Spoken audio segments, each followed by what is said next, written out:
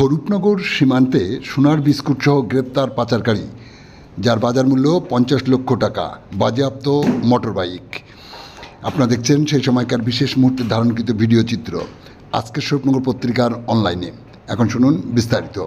উত্তর 24 পরগনার বসিরহাট মহকুমার স্বরূপনগর থানার বিতারি হাকিমপুর গ্রাম পঞ্চায়েতের হাকিমপুর চেকপোস্টের ঘটনা। পাচারকারী সোনার 4 পিস বিস্কুট, যার ওজন 495 গ্রাম, বাজার মূল্য আনুমানিক 50 লক্ষ টাকা।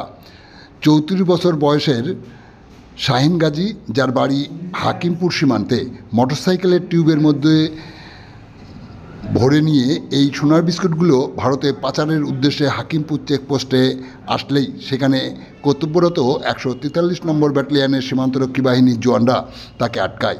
বাইক তল্লাশি চালাতে গিয়েই দেখা যায় গাড়ির চাকার টিউবের মধ্যে ওই সোনাগুলো লুকানো রয়েছে।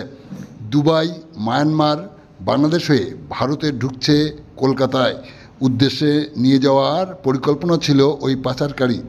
সোনার বিস্কুটগুলো বাজেয়াপ্ত করা হয়েছে। মোটর সাইকেল উদ্ধার, সোনার বিস্কুট ও পাচারকারীকে তেঁতুলিয়া শুল্ক দপ্তর হাতে তুলে দেওয়া হয়েছে বলে বিএসএফ সূত্রে জানা যায়। শাহিনের সঙ্গে আন্তর্জাতিক পাচার চক্রের কোনো যোগ আছে কিনা খতিয়ে দেখছে স্বরূপনগর থানার পুলিশ ও বিএসএফ যৌথভাবে।